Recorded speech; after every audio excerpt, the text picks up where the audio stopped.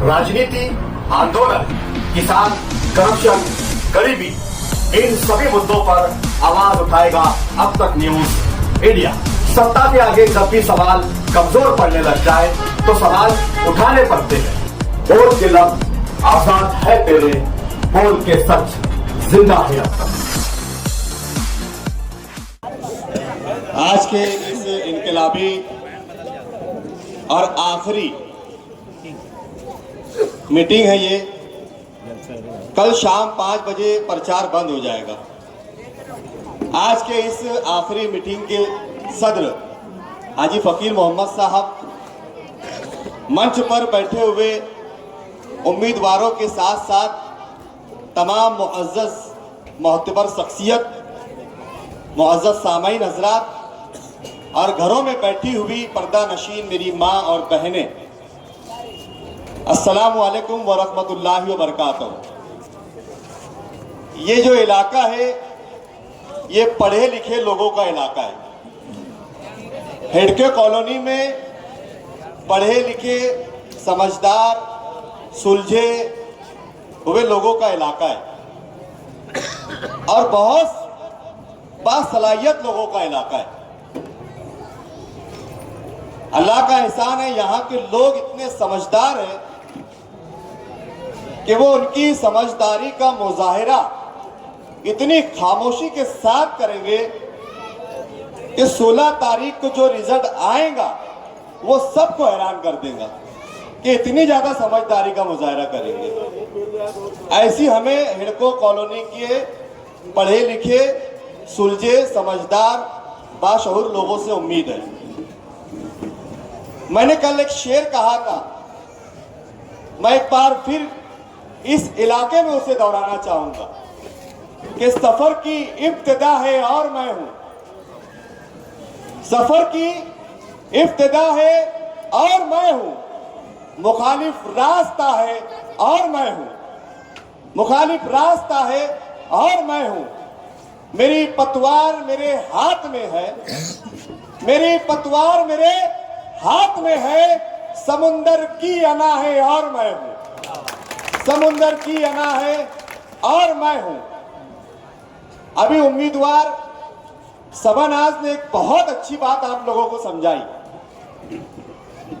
कि उसने बताया कि कॉरपोरेशन में हर महीने महासभा होती है और उस महासभा का 2 दिन पहले एजेंडा कॉरपोरेटर के घर जाता है। सैयद सलीम साहब कॉरपोरेटर रह चुके हैं 5 साल, और उसमें इस महासभा में कौन से मुद्दे लिए जाने वाले हैं, क्या चर्चा होगी, कौन कौन से विषय महासभा में लिए गए हैं, इसे कॉरपोरेटर को 2 रोज पहले उनके घर पर एजेंडा भेज दिया जाता है ताकि आप उसकी स्टडी कर लो और उसकी तैयारी कर लो। अब सवाल यहां पर यह पैदा होता है कि सबनाज खुद एक उम्मीदवार है, बेबाक है। आप लोगों के बीच यहां खड़े रहकर वो अपनी बात बेबाकी के साथ, बिना डर खौफ के, बिना झिझक के यहां रख रही है। अगर आप उसे कामयाब करते हैं, मैं ये बात इस इलाके में इसलिए कह रहा हूं कि ये पढ़े लिखे, समझदार, सुलझे हुए लोगों का इलाका है। अगर सबनाज यहां से चुनकर जाती है तो जिस बेबाकी के साथ वो अपनी बात यहां पर हजारों लोगों में रख रही है, हमें उम्मीद है कि वो इसी बेबाकी के साथ महासभा के अंदर कोई विषय अगर हमारे वार्ड के खिलाफ हो, हमारे शहर के खिलाफ हो, तो वो उस विषय पर मुदल्लल तरीके से अपनी बात रखेंगी और उसकी मजम्मत करेंगी और उसके खिलाफ एहतजाज दर्ज करवाएंगी हाउस के अंदर, हाउस के अंदर। वरना अगर हमने ऐसी बेबाक, पढ़ी लिखी, सुलझी, समझदार लड़की को चुनकर वहां नहीं दिया, उसके मुकाबिल जो है उसे चुनकर दिया, तो आप सबको पता है महासभा में इशारा होता है, चेहरे देखना पड़ते हैं, मुंह देखना पड़ता है कि हमारी लीडर क्या कर रही है, और फिर लीडर जो करती है उसके हिसाब से हाथ उठाना पड़ता है। क्यों? क्योंकि शहर भर में जो उम्मीदवार लेडीज सीट से इलेक्शन लड़ते हैं, अक्सर देखने में यह आता है कि माँ उम्मीदवार होती है, बीबी उम्मीदवार होती है, और वो बेचारे अपने घरेलू घर संसार में पुराने लोग होते हैं, उनको सियासत की इतनी समझ नहीं होती है, उनको ये सब दुनियादारी के बारे में कुछ पता नहीं होता है। उनको ये मालूम होता है कि अपना घर परिवार, फैमिली, बच्चे, शोहर, इनके लिए क्या जरूरत है वो पूरी करना। अब मजबूरी ये रहती है कि आदमी को टिकट नहीं मिला तो लेडीज का ले लेते हैं, तो लेडीज का टिकट जब मिलता है और वो चुन कर आ जाते हैं तो वो बेचारे परेशान रहते हैं कि हाउस में क्या बोले। वो कुछ बोलते ही नहीं, नुमाइंदगी होती नहीं, और जिनके चेहरे पर इलेक्शन लड़ा जाता है वो महासभा के बाहर जाली होती है, दरवाजा बंद होता है, वहां सिर्फ प्रतिनिधि को अंदर जाने की इजाजत होती है और शासकीय कर्मचारी अंदर होते हैं, उसके अलावा बाहर का कोई आदमी अंदर हाउस में नहीं होता है। मीडिया के लोग होते हैं, लेकिन जिनके चेहरे पर इलेक्शन लड़ा जाता है वो बाहर जाली में खड़े रह के महासभा को देखते और सुनते हैं। उनकी वहां कोई वैल्यू नहीं रहती है, उनकी वहां कोई हैसियत नहीं रहती है। उनकी हैसियत समाज में, माशरे में माविन कॉर्पोरेटर की होती है, लेकिन हाउस के अंदर अहमियत उसी की होती है जो नुमाइंदा चुन कर आया होता है, उसी को अंदर हाउस में जाना होता है। अब आपको तय करना है कि आपको इशारों पर हाथ उठाने वाला उम्मीदवार भेजना है या आपके मसाइल पर बेबाकी से आवाज उठाने वाला उम्मीदवार भेजना है।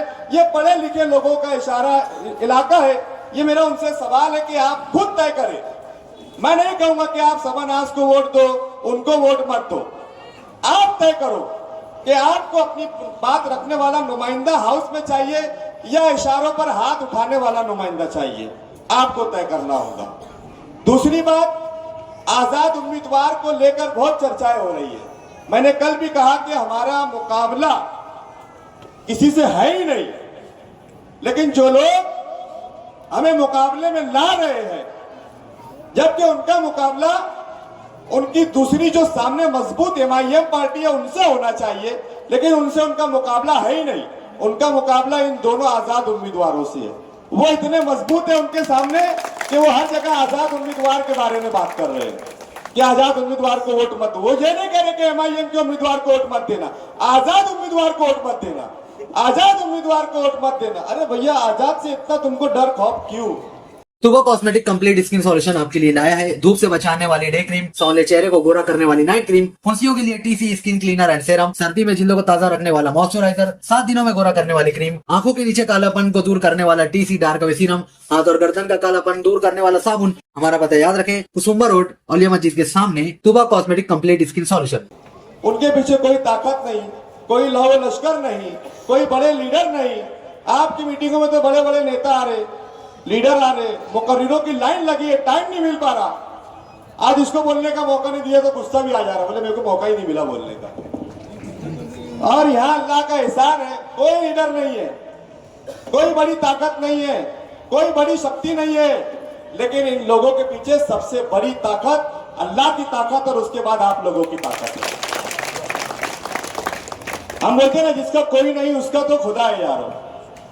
तो इनके पीछे, इनके साथ जो कुछ हुआ, आसिफ बारदान वालों ने बहुत मेहनत की, बहुत जद्दोजहद की, मेहनत करके काम किया। लाइटें लगवाना, स्लेब बनवाना, गटरे बनवाना, कैमरे लगवाना, क्या पार्टी मुझे टिकट दे देंगी। उस पार्टी ने उनको काम को देखा नहीं, उनको नकार दिया। लेकिन उन्हें उम्मीद है, सैयद सलीम को उम्मीद है कि जिस पार्टी ने हमको यहां उम्मीदवारी नहीं दी और जिनको दी है, अब इस इलाके की आवाम बताएंगी कि किसको उम्मीदवारी पार्टी को देना चाहिए था और किसको नहीं देना चाहिए था। वोट के जरिए आवाम तय करके ये बता देंगी कि जिसको तुमने नकार दिया उसको हमने स्वीकार लिया है। अब दोनों पार्टी ये बोल रही है कि हम मेयर बनाएंगे, ये बोल रहे कि हमारी मेजॉरिटी आएंगी, वो बोल रहे कि हमारी मेजॉरिटी आएंगी। अब मैं यहां इस मंच से कहता हूं कि हमारे चुन के जाने वाले ये दोनों आजाद उम्मीदवार जिसके साथ जाएंगे उसकी सरकार बनेगी, उसकी सत्ता बनेगी। अब आजाद उम्मीदवार की अहमियत आप लोगों को बता दूं। आप लोगों को आजाद उम्मीदवार की अहमियत कम करने का लोगों ने एजेंडा बना लिया है कि आजाद उम्मीदवार की अहमियत कैसे कम की जाए। वो तो आजाद है, पार्टी से नहीं है, और आजाद के मुकाबले में है क्या? लेकिन हर जगह बात आजाद उम्मीदवार की कर रहे, वो मुकाबले में भी नहीं है और डर भी उनसे ही है। अब आजाद उम्मीदवार आजाद होता है, आजाद क्यों बोलते हैं? उसके ऊपर कोई बंदिश नहीं होती है, वो किसी लीडर के हुक्म के ताबे नहीं होता। वो अगर ताबे किसी के होता है तो वो आवाम जो उन्हें आजाद उम्मीदवारी से चुन कर देती है, वो हुक्म आवाम का होता है और वो हुक्म आवाम के हुक्म के ताबे होता है। अब अगर ये आजाद उम्मीदवार चुन के जाते हैं, मैंने इसके पहले मीटिंग में कहा था कि दोनों पार्टियां मेयर बनाने में नाकाम रहेगी, उनकी मेजॉरिटी पूरी नहीं हो पाएगी बिना इन आजाद उम्मीदवारों को साथ लिए। तो आज मैं इस यहाँ मंच से सैयद सलीम साहब और आसिफ बारदान वाला की इजाजत से एक बात कहना चाहूंगा कि जिस पार्टी की कॉरपोरेशन में सत्ता बनते दिखेगी, फिर चाहे वो MIM की हो या इस्लाम पार्टी की हो, हम उनके साथ जाएंगे और इस सौदे पर जाएंगे कि इस इलाके में स्टैंडिंग कमेटी चेयरमैन अगर आप देते हो तो हम तुम्हारे साथ आते हैं। इस इलाके में आप डिप्टी मेयर देते हो तो हम तुम्हारे साथ आते हैं। हमको तुम्हारी जरूरत नहीं है, हम तो पार्टी कब की छोड़ चुके। हम अपने दम पर, अपने लोगों के दम पर और अपने लोगों की प्यार मोहब्बत और उनकी वोटों से चुनकर आए हैं। हम आपके ताबे नहीं हैं। अगर इस बात पर सौदा करते तो हम आपके साथ आते हैं। और सोचो, इस इलाके की आवाम ने इनको वोट देकर जीतने का मन बना लिया है। ये जब चुन कर जाएंगे, और जो बात मैं यहां आज कह रहा हूं, अगर ये वाकई अल्लाह ने मेरी जबान को अगर कबूल कर लिया, मेरी दुआ को, तो इस इलाके को डिप्टी मेयर मिलेगा, स्टैंडिंग कमेटी चेयरमैन मिलेगा, और इस इलाके के नक्शा दिशा फिर कैसे बदलेगी ये हम करके बताएंगे। एक आखिरी बात, मुझे आज वक्त कम मिला, मुझे बहुत बात करनी थी, आखिरी जलसा है, लेकिन अभी इसके बाद उम्मीदवार भी आप लोगों से बात करेंगे। मैं एक आखिरी बात शॉर्ट में करके अपनी बात खत्म करूंगा। मैंने रमजान 7 नंबर 55 की स्कूल के पास मीटिंग में डॉक्टर बाबा साहेब अम्बेडकर का एक वाकया सुनाया था। मैं इस इलाके में जानबूझकर उसे दोहराना चाहता हूं, क्योंकि यहां बातें हो रही है कि चेहरे पर इलेक्शन हो रहा है, शख्सियत पर इलेक्शन हो रहा है, और चेहरे और शख्सियत क्या पैसों से बनते हैं क्या? जिनके पास पैसा हो वही शख्सियत है क्या? जिसके पास उसूक और उसूक हो वही शख्सियत है क्या? शख्सियत किरदार से होती है, अच्छाइयों से होती है, तुम्हारे अखलाक से होती है, तुम्हारे खुलूस से होती है, लोगों के साथ तुम्हारा व्यवहार कैसा है, हुस्न सुलूक कैसा है, उससे होती है। लेकिन अभी भी कुछ लोग इस इलाके में पुराना दौर दोहराना चाहते हैं। मैं उसे एक वाकये के हिसाब से आप लोगों के बीच में रख के अपनी जगह लूंगा कि डॉक्टर बाबा साहेब अम्बेडकर जब संविधान लिख दिए और संविधान लिखकर सरकार के सुपुर्द करके वापस आ रहे थे तो बड़ा मुस्कुरा रहे थे। किसी ने पूछा, बाबा साहेब आप क्यों मुस्कुरा रहे हो? इस मुस्कुराहट के पीछे की वजह क्या है, उसका राज क्या है? तो बाबा साहब ने कहा कि मैंने रानी के पेट का ऑपरेशन कर दिया है। वो रानी जो राजा पैदा करती थी, वो रानी जो बादशाह पैदा करती थी।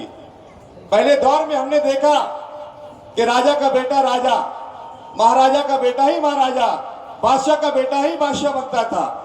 डॉक्टर बाबा साहब अम्बेडकर ने संविधान लिखा, कानून लिखा, उस कानून में लिखा कि अंबानी का वोट भी एक, झोपड़ी में रहने वाले का वोट भी एक, मुर्ग मुसल्लम खाने वाले का वोट भी एक, और भूखा रहने वाले का वोट भी एक।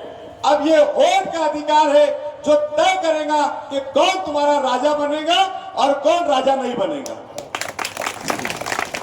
तो मैंने वोट का अधिकार दे दिया है।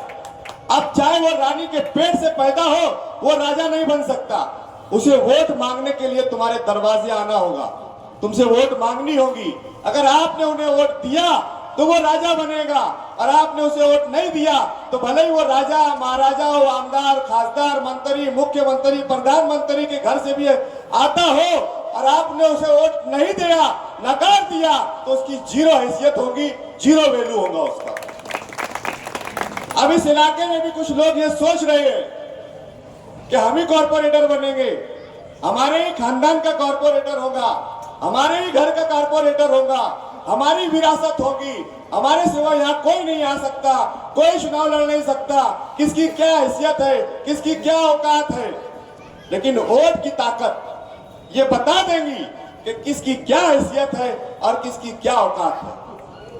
वोट की ताकत को पहचानो। वोट की ताकत इतनी बड़ी ताकत है कि आपका एक वोट इस इलाके का मुस्तकबिल तय करेगा।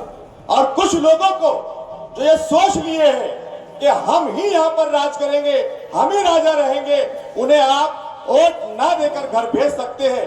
मैं वक्त की कमी की वजह से अपनी बातों को समेटते हुए आप लोगों से अपील कर रहा हूं कि आज मेरे कान पर एक बात भी आई कि कुछ इलाकों में, बस्तियों में हमारी गरीब माँ बहनें रहती है, वहां जाकर 200-200 300-300 रुपया मतलब वाटअप का काम चालू है। एक नगर सेवक कितने दे रहा? 50 रुपये, 4 लोगों का मिला के 200। नाम लिखो 200 दो, नाम लिखो 200 दो, नाम लिखो 200 दो। तो मैंने पूछा, मैंने यार वोट का कितना तय करें? तो बोले 500। मतलब एक कॉर्पोरेटर 125 रुपया, एक कॉर्पोरेटर 125 देगा, 4 का मिला के 500 रुपया होगा। अब 500 रुपये में 4 वोट ले रहे, यानी कि 125 रुपये की एक वोट।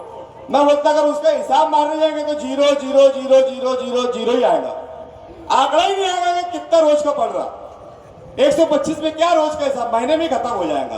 तो 5 साल का हिसाब कहा जाने वाला है।